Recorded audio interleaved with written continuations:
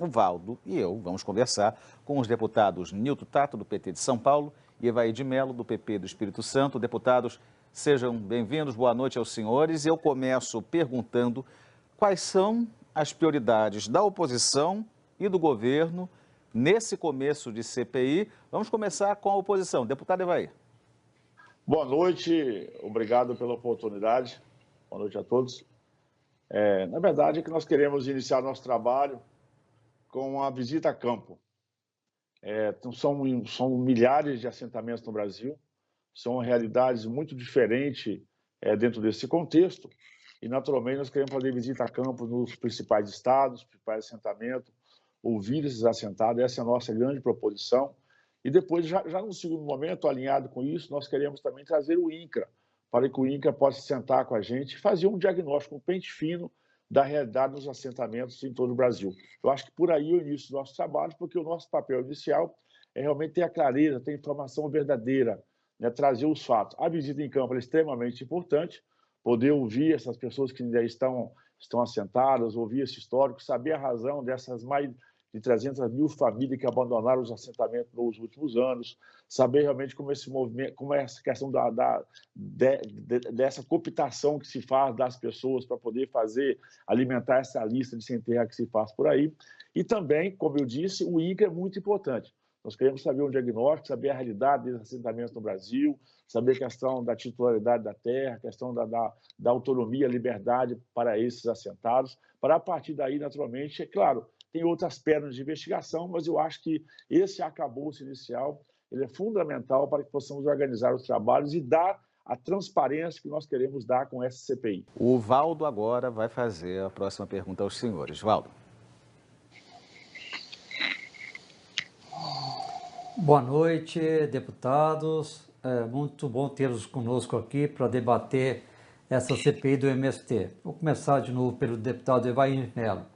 Deputado, essa comissão está ali com a presença muito forte de representantes ligados à bancada ruralista, ao agronegócio. Uma reportagem de hoje do Globo mostra, inclusive, que alguns desses deputados foram financiados por empresários da área rural que estão ali acusados de cometer crimes na área ambiental. Até que ponto isso pode levar a uma posição cada vez mais ali, uma posição dentro da CPI, pendendo muito mais para criminalizar o MST, em vez de investigar realmente o que está acontecendo nessa questão de uma reforma agrária no país? Valdo, primeiro é lamentar, né, o jornal o Globo se prestar a trazer uma matéria como trouxe hoje. Eu não quis nem ler a matéria, porque por 30 segundos ela não fica de pé. Infelizmente, o jornalista se equivocou tremendamente. Enfim, eu espero que ele possa se retratar. O segundo, que todos os parlamentares, os 513 parlamentares, deputados, foram legitimamente eleitos pelas urnas. Não cabe agora questionar a competência de um e de outro, todos passaram por um crivo do processo eleitoral. Portanto, os 513 parlamentares estão perfeitamente aptos a participar não dessa CPI, como de todas as outras CPIs, porque cabe ao parlamento esse processo investigativo. Não tem tamanho de deputado, não tem origem de deputado, todos que passaram por lá passaram pelo crivo do processo eleitoral, passaram pelo crivo da justiça eleitoral. De novo, assim, é uma aberração imaginar que você vai discriminar um deputado A, o B ou C, porque todos estão legitimamente reconhecidos pela Justiça Eleitoral, empossados para exercer essas suas funções. O que mais assusta, na verdade, é o que o governo, que fez a campanha eleitoral com o MST, que não é o movimento clandestino, o MST, que esteve abraçado com o presidente da República, né, todo mundo conheceu, abraçou o presidente da República durante a campanha, não é um movimento democrático. As pessoas precisam perceber isso. Até porque, se fosse um movimento democrático, assentamento não se chamaria Che Guevara, não se chamaria Fidel Castro, se chamaria, sei lá, Alisson Paulinelli, Roberto Rodrigues, só pela denominação e a identificação ideológica com que eles tratam os assentamentos, mostra que isso não é o movimento democrático. Vai ser importante essa CPI, Valdo, dentro dessa sua discussão, né, saber o que a Venezuela tem a ver com o MST. Nós já temos de posse inúmeros documentos vindo da Venezuela, membros do MST indo à Venezuela, membros do MST com e-mails e documentos também na fronteira para com a Colômbia, reunida, segundo eles, com os movimentos revolucionários colombianos. Movimento revolucionário colombiano é FARC, né? Na Venezuela a mesma coisa. Então, isso, o Brasil precisa começar a compreender que isso não é um movimento democrático, até porque se você minimamente visita os assentamentos, não sei se você já teve a oportunidade de visitar assentamento, escutar históricos, pessoas que conseguiram quase que fugir de lá, porque então, né, quem coloca as pessoas lá, 5, 3, 4, 5 mil famílias lá, ficam praticamente aprisionados. Olha, o sinaleiro deles é o mesmo que as milícias e os traficantes usam no morro, é foguete. Olha como que as coisas começam a se conectar. Por isso eu acho extremamente importante todos esses fatos. O parlamento vai ser a casa para trazer essas informações e trazer essa transparência para toda a sociedade. Deputado Evaí, só para a gente aqui, então, finalizar, vou fazer essa última rodada de perguntas, o Valdo também.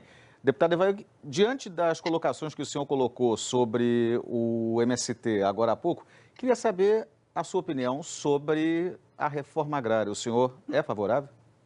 Claro, o Brasil precisa evoluir a cada dia mais no modelo de reforma agrária. Isso é extremamente importante. O Brasil é um país continental, com a produção agropecuária importante. Agora, o que o MST, que são criminosos? Porque quem invade propriedade é criminoso, quem destrói cerca é criminoso, quem invade em grupo é criminoso, quem leva arma para invadir é criminoso. O MST, sim, é um movimento criminoso. A reforma agrária que nós queremos fazer no Brasil, nos dias atuais, diferente do que era nas décadas dos anos 70 e 80, o desafio nosso hoje é renda e produtividade. O leite, por exemplo, a gente sabe que um produtor rural que tira menos de 120 litros de leite por dia, ele não é sustentável. É mentira esse número que o meu colega traz aí, porque ele mora em São Paulo e fica lendo artigos. Né? Eu moro no interior do Espírito Santo, meu pai é agricultor, eu sou da roça, eu vivo na roça, né? Conheço essa realidade. Né? É uma mentira essa história de falar que o alimento que chega são os assentados. Não é. Não confunda o MST, inteligentemente, que são habilidosos, né? Tem proteção até de gente importante por trás deles, se apropriar do termo agricultura familiar, se apropriar do termo reforma agrária, para justificar os seus crimes. Nós queremos continuar com esse bom uso da terra, o uso sustentável da terra, pegar as pequenas propriedades no Brasil, né, na sua grande maioria, o desafio hoje é renda, é levar renda para os agricultores. Nós queremos pegar todo mundo que já está assentado e entregar o título da terra, emancipar essa pessoa da liberdade, para que possa sair do cabresto do MST, deixar de ser manobra política de partido político. E o próprio governo, para finalizar, quer se livrar do MST.